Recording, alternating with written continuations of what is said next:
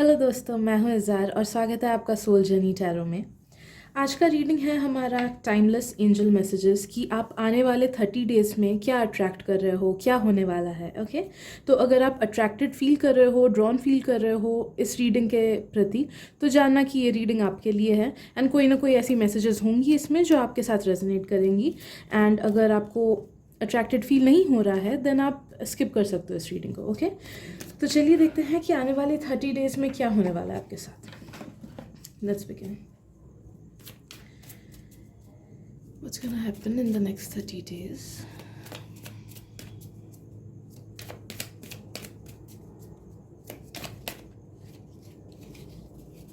Okay, जो first चीज़ मुझे feel हो रही है वो गाइज ये है कि आने वाले 30 दिनों में ना आप किसी डिसीजन मेकिंग में फंस सकते हो, या फिर कोई डिसीजन मेकिंग आपके सामने आ सकता है। या फिर बहुतों के लिए ऐसा भी हो सकता है कि माइंड एक चीज़ बोल रहा है करने को एंड दिल एक चीज़ बोल रहा है करने को। कुछ ऐसे डिलेमा डिसीजन मेकिंग में फंस सकते हो आप। एंड एडवाइस आपके लिए यही है कि जो भी आप चूज़ करो सोच समझ के चूज़ करना। हड़बड़ी में कोई डिसीजन नहीं लेना है एंड कोई डिसीजन कॉम्प्रोमाइज़ करके लेने की कोशिश मत करना। आप जानना कि आपके गाइड्स आपको बोल रहे हैं कि जिधर कॉम्प्रोमाइज़ करके आपको जहाँ डिसीजन लेनी हो है, कि अगर आप डिसीजन ले रहे हो कोई कॉम्प्रोमाइज़ करके, तो वो गलत साइड आप जा रहे हो, गलत तरीके में डिसीजन ले रहे हो आप। या फिर अगर सोचिए दो लोगों के बीच कुछ, आपके दो फ्रेंड्स के बीच कुछ मनमुटाव है एंड आपको चूज़ करना है आपको किसका साइड लेना है। मैं जस्ट फॉर एग्जांपल बोल रही हूँ। तो नो दैट कि जो सही है उसको चूज़ करो, भले ही आप एक फ्रेंड से ज़्यादा क्लोज क्यों ना हो एंड दूसरे से आप कम क्लोज हो, एंड जो जिससे आप कम क्लोज हो उसने खराब मतलब वो सही है, तो ऐसा मत करना कि जस्ट बिकॉज आप इससे ज़्यादा क्लोज नहीं हो तो उसका साथ नहीं दिया। जो सही है उसका साथ देना, जो आपके लिए सही होगा उस चीज़ का साथ देना। नो दैट कि कॉम्प्रोमाइज़ नहीं करना है आपको। अगर किसी को जॉब से भी रिलेटेड कोई चीज़, कोई डिलेमा में फंस जाओ, तो सोच समझ के डिसीजन लेना। अपने प्राइड के साथ कॉम्प्रोमाइज़ मत करना। जहाँ पे आपको झुक के किसी, कोई और गलत कर रहा है, अगर आपका कोई बॉस या कुछ गलत कर रहा है, कोई ऐसे जो आपका हायर अथॉरिटी है,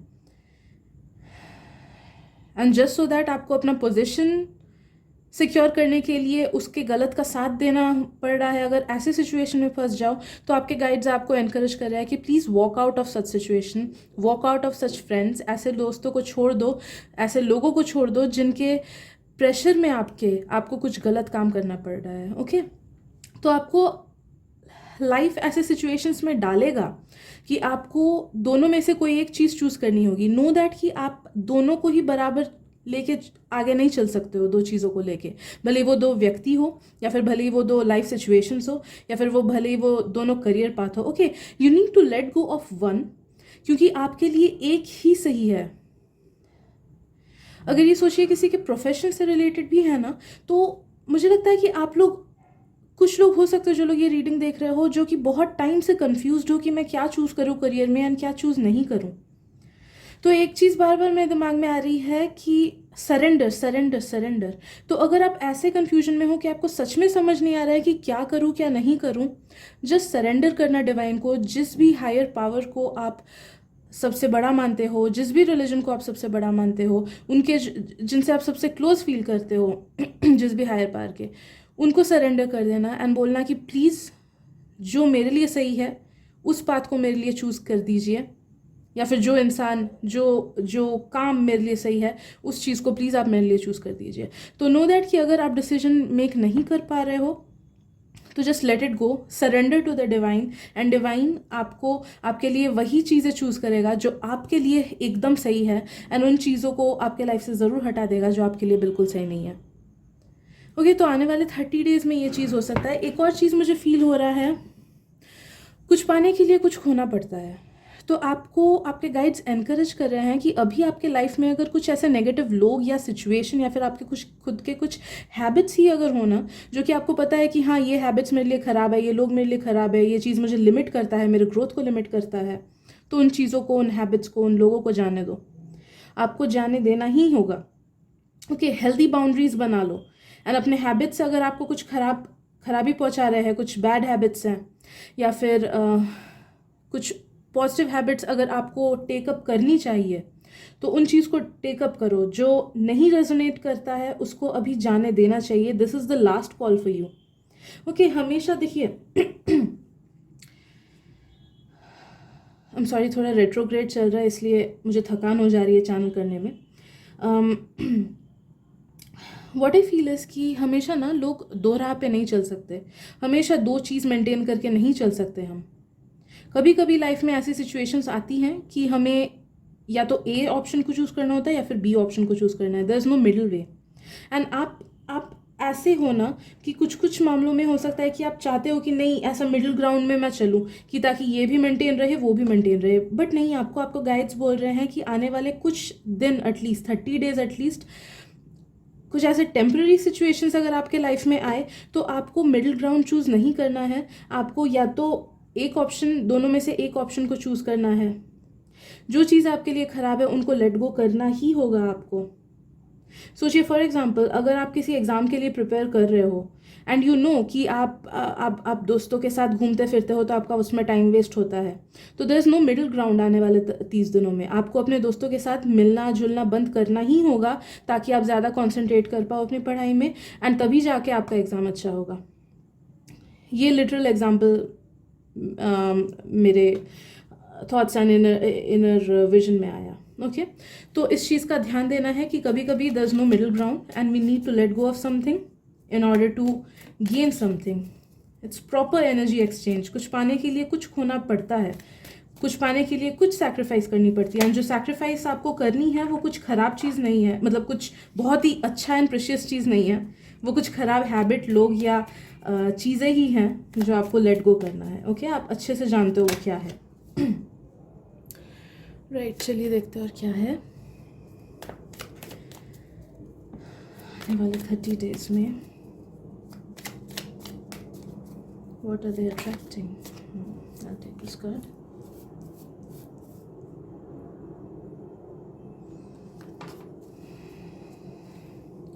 मुझे एक और चीज़ फील हो रही है गाइस कि you will be the centre of attraction of something, या फिर सेंटर ऑफ गॉसिप। काफ़ी सारे लोगों को आप अट्रैक्ट करोगे या फिर अटेंशन को आप अट्रैक्ट करोगे। तो हो सकता है कि आप कोई काम ऐसा करो कि आपके बारे में लोग डिस्कस करना स्टार्ट करते हैं, या फिर आपके बारे में कुछ ऐसी चीज़ जो लोगों को पता चले एंड वो लोग उस बारे में डिस्कस करना स्टार्ट कर दे। तो you will be attracting a lot of people. You will be attracting a lot of people in the coming 30 days.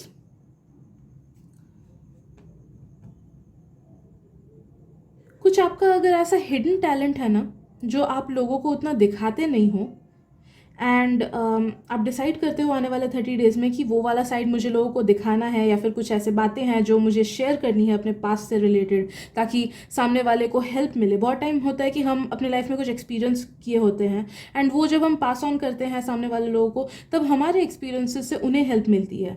तो वैसे टाइप के आप लोगों को अट्रैक्ट करोगे अपने लाइफ में जिनको आपके इस हिडन टैलेंट या फिर आपके लाइफ स्टोरी से हेल्प मिलेगी, या फिर आप जिस तरीके से चीज़ें शेयर करते हो सकता है सोशल मीडिया में कुछ ऐसे फोटोज़ आप शेयर करो, उसके नीचे कैप्शन कुछ लिख दिया, या फिर कुछ स्टेटस डाल दिया, उसमें कुछ कैप्शन लिख दिया, उसे पढ़ के लोगों को हेल्प मिली, उसे पढ़ के लोगों को उम्मीद मिली या पॉजिटिविटी मिली।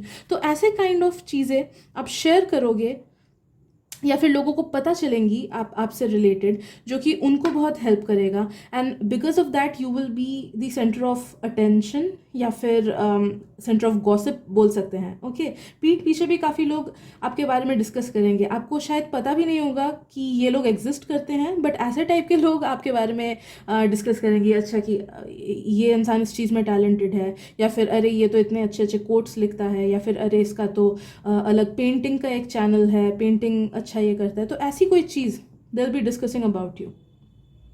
आई ऑल्सो फील आने वाले 30 डेज में आप 2-4 ऐसे लोगों को भी अपने लाइफ में अट्रैक्ट करोगे जिन्हें आप हेल्प कर पाओगे किसी चीज़ के थ्रू।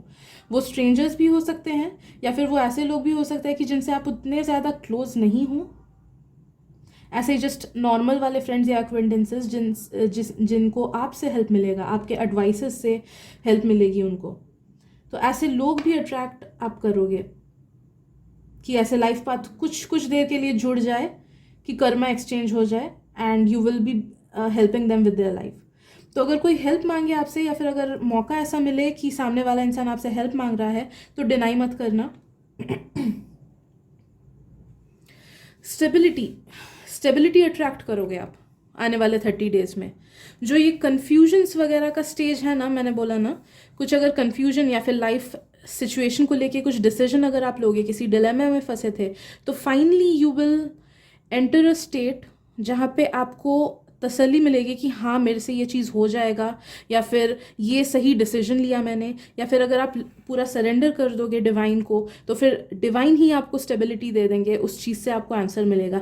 तो जो फर्स्ट 15 डेज है, फर्स्ट 15 डेज में वो डिलेमा वाला फेज रहेगा कि क्या चूज़ करूँ, क्या नहीं करूँ, कैसे आगे बढ़ूँ। बाद में वो जो नेक्स्ट 15 डेज है, you will finally reach a point कि आपको सोल्यूशन मिलेगा, एंड उसके बाद आपको बहुत ज़्यादा स्टेबिलिटी मिल जाएगी अपने लाइफ के उस चीज़ को लेके। नंबर 4 का बहुत ज़्यादा महत्व है।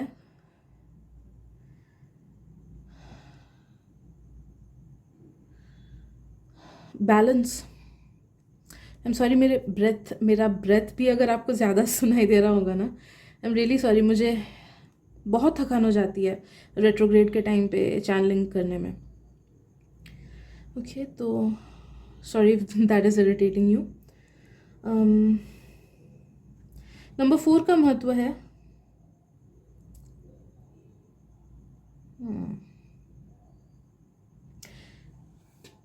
मेक श्योर आप अपने फैमिली मेम्बर्स का अच्छे से ध्यान रखो। अगर आप उनसे ऐसे रेगुलर बेसिस पे बात नहीं करते हो, तो मेक श्योर कि आप बात करो उनसे, बिकॉज़ उन्हें एक मॉरल सपोर्ट मिलेगा आपसे बात करके, या फिर कुछ ना कुछ चीज़ें सॉल्व होंगी, या फिर हो सकता है उन्हें आपसे कुछ हेल्प मिलेगी। ओके, तो फैमिली का मुझे लग रहा है कि you need to communicate more with your family. किसी किसी के लिए ये भी हो सकता है कि अगर कुछ फैमिली इश्यूज़ में फंसे हो, तो ट्राई करना अच्छे से कम्युनिकेट करने का। आप अच्छे से कम्युनिकेट, धैर्यतापूर्वक कम्युनिकेट करोगे ना अपने पॉइंट्स, तो वो समझेंगे आपके बात को। ओके,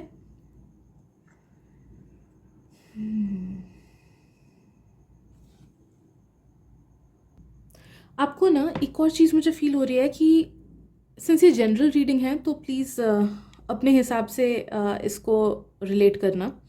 मुझे फील हो रहा है कि आप लोग ना अपने लाइफ को अलग ही नज़रिए से फर्स्ट टाइम देखोगे आने वाले 30 डेज़ में, या फिर खुद को अलग ही नज़रिए से देखोगे फर्स्ट टाइम, या फिर शायद से फर्स्ट टाइम खुद को अच्छे से अप्रिशिएट करोगे, या फिर इस चीज़ को रियलाइज़ करोगे कि लाइफ कितना ज़्यादा मैजिकल है। कुछ एक एक अलग ही टाइप का एसोटेरिक एक्सपीरियंस होगा आपका आने वाले 30 डेज़ में। एक अलग ही टाइप का मैजिकल एक्सपीरियंस या मैजिकल रियलाइजेशन खुद को लेके या फिर लाइफ को लेके होगा, जो कि आपका काफ़ी ज़्यादा आप में या तो ग्रेटफुलनेस ला देगा, या फिर आपको काफ़ी ज़्यादा इस चीज़ पे यकीन दिलाएगा कि नहीं यार, लाइफ तो बहुत मैजिकल है। ये तो हम हैं जो इसको ज़्यादा कॉम्प्लिकेटेड बना देते हैं, या फिर हम इसको इतना महत्व नहीं देते हैं। ओके, तो कुछ लाइफ ट्रांसफॉर्मिंग रियलाइजेशन आपको होगा खुद को लेके या लाइफ को लेके। ओके, कभी कभी ऐसे होता है ना कि अचानक से लोग ट्रांसफॉर्म हो जाते हैं, या फिर अचानक से एक एक पल होता है बस कि हमारे थॉट्स ऐसे चेंज हो गए, एंड वो लाइफ चेंजिंग वाले थॉट्स होते हैं, वो टोटल डिवाइन डाउनलोड्स होते हैं, जो हमें डायरेक्टली ऊपर से मिलता है, हायर कनेक्शन से मिलता है। ओके, तो वैसा वाला कुछ रियलाइजेशन होगा आपको, डीप रियलाइजेशन, डीप ट्रांसफॉर्मेशन, जो कि आपको लाइफ में आगे चेंजेस लाने में बहुत हेल्प करेगा, लाइफ में ग्रेटफुलनेस लाने में हेल्प करेगा, एंड लाइफ में सही डिसीजंस लेने में हेल्प करेगा। एंड ये आने वाले अराउंड 20 to 25 डेज़ के आसपास होगा फ्रॉम नाउ। आगे पीछे हो सकता है दूसरों के लिए भी, बट मोस्टली मुझे लग रहा है कि आने वाले 20 to 25 डेज़ में ये चीज़ होगा, सडन रियलाइजेशन। या फिर कुछ लोगों का ना सडन अलग सा साइकिक एक्सपीरियंस भी हो सकता है कुछ लोगों को। हो सकता है आउट ऑफ बॉडी एक्सपीरियंस आप लोगों को हो जाए, या फिर कुछ विजन्स आप लोगों को देखना आप लोग स्टार्ट कर दो। ऐसे कुछ मतलब नॉर्मल चीज़ें नहीं, एसोटेरिक चीज़ें, ऐसी एसोटेरिक चीज़ें आपके साथ होंगी। कुछ ऐसा एक एक्सपीरियंस आप अट्रैक्ट कर रहे हो, लाइफ ट्रांसफॉर्मिंग एक्सपीरियंस। ऐसे मैंने एक आदमी के बारे में सुना था जो कि बहुत ज़्यादा वीड फूंकता था, एंड एक दिन उसने वीड फूका एंड कुछ हुआ उसके साथ, ऐसे experience, out of the world वाला एक्सपीरियंस, कि वो टोटली धार्मिक बन गया। उसने बोला अरे मैं तो एंजल से मिला था, मैं आउट ऑफ बॉडी एक्सपीरियंस मैंने किया था। एंड ये रियल स्टोरी है कि मेरे एक काइंड ऑफ मतलब मेरे किसी नोन पर्सन के साथ ये हुआ था। तो उसके बाद वो इतना धार्मिक बन गए एंड पूरी उनकी लाइफ ट्रांसफॉर्म हो गई। वो पूरा मतलब वो इंसान ना, वो बिल्कुल भी स्पिरिचुअल नहीं था, बट उसके बाद से वो रेगुलरली टेम्पल्स विजिट करने लगा, इतना ज़्यादा स्पिरिचुअल हो गया। एंड उसके लाइफ में जितनी सारी प्रॉब्लम्स थी, भगवान अपने आप से हटाने लगे, अपने आप से उसका लाइफ इतना ज़्यादा अबंडेंट हो गया, इतना ज़्यादा हैप्पी हो गया, इतना ज़्यादा पीसफुल हो गया। ओके, उससे पहले वो जिस डोपर था, सिर्फ नशे में धुत रहता था वो। ओके, तो ये ऐसा एक अचानक सा एक्सपीरियंस जो उसने कभी सोचा भी नहीं था कि उसके साथ होगा, वो ऐसा एक्सपीरियंस हो गया एंड फिर लाइफ उसका फुल्ली ट्रांसफॉर्म हो गया। ऐसी वाली कोई रियलाइजेशन, ऐसा एग्जैक्टली ऐसा कोई ट्रांसफॉर्मेशन आप अट्रैक्ट कर रहे हो अपनी लाइफ में। 20 to 25 डेज, या फिर किसी के लिए मुझे लग रहा है 50 डेज भी, कि ये तब होगा जब आप इस रीडिंग के बारे में भूल जाओगे। ओके, तब भी हो सकता है ये चीज़, किसी किसी के लिए ये होगा। ओके राइट, चलिए देखते हैं और क्या अट्रैक्ट कर रहे हैं।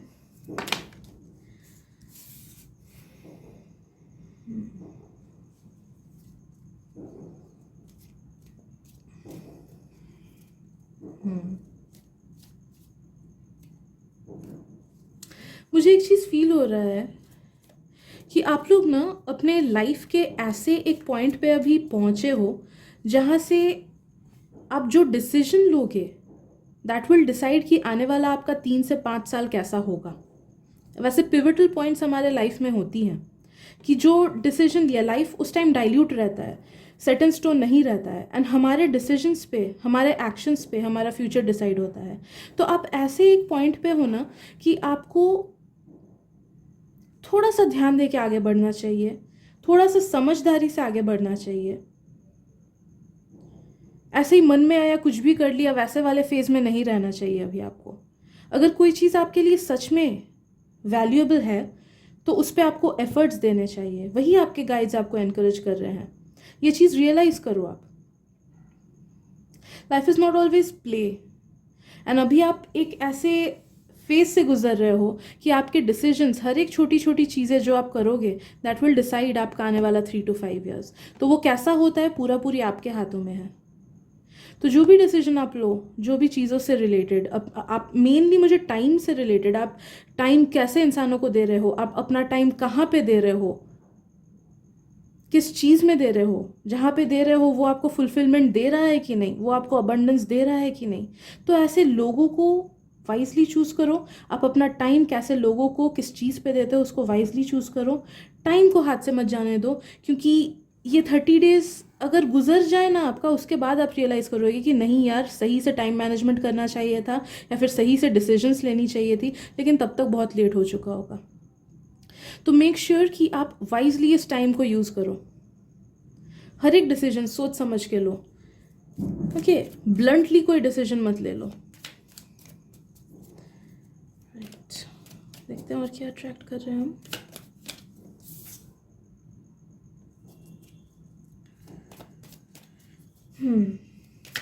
कुछ डिस्ट्रैक्शंस आपके लाइफ में आ सकती हैं आने वाले 30 डेज में। कुछ भी डिस्ट्रैक्शंस जो आपके गोल से, या फिर जो आपका जो मेन एम है, या फिर अगर आप सोचो कि आप लाइफ को थोड़ा सा सुधारना चाहते हो, रूटीन में ले आना चाहते हो, या फिर कोई चीज़ करना चाहते हो, तो कुछ ना कुछ डिस्ट्रैक्शंस आ सकते हैं। कुछ लोग डिस्ट्रैक्शंस होके बन के आ सकते हैं आपके लाइफ में, या फिर आपके खुद के ही लाइफ पैटर्न्स, आपका अपना आलसीपन या प्रोक्रेस्टिनेशन भी, आपकी खुद की आदतें भी डिस्ट्रैक्शन बन के आ सकती है आपके लाइफ में। बट नो दैट कि आप जितना खुद को डिस्ट्रैक्ट होने दोगे उतना आप अबंडेंस को, हैप्पीनेस को एंड स्पेशली सक्सेस को दूर हटाओगे खुद से, वो मुझे फील हो रहा है। तो प्लीज़ इस चीज़ पे ध्यान देना है कि डिस्ट्रैक्शंस आपके पास आएंगी, बट आपको पुश करना है खुद को, आपको पुश करना है इस बार। हमेशा लाइफ ढीला नहीं जा सकता है, कभी कभी ढीला होता है, पता है, मतलब हम लोग कुछ ना भी करें तो भी चीज़ें सही होती है। एंड कभी कभी जानबूझ के चीज़ें इतनी कॉम्प्लिकेटेड हो जाती है कि तब लगता है कि अरे कहाँ जाए, जाए तो कहाँ जाए। तो आपके साथ ऐसा है कि आप जैसे ही डिसाइड करोगे नहीं आज मेरे को 7 घंटे पढ़ाई करनी है, नहीं आज मेरे को 2 घंटे वर्कआउट करना है, नो दैट कि सामने से कोई आ जाएगा एंड बोलेगा कि चल पिज़्ज़ा खाने चलते या फिर सामने से कोई आ जाएगा एंड बोलेगा चल घूमने चलते। ओके, तो नो दैट कि डिस्ट्रैक्शंस आएंगे, बिकॉज ये आपका एक टेस्ट है एंड आपको सही से डिसीजंस लेनी है। तो अपना टाइम एंड एनर्जी प्रोक्रेस्टिनेशन पे वेस्ट नहीं कीजिए, सही से डिसीजंस लीजिए। चलिए लास्ट कार्ड बस मैं देख लेती हूँ।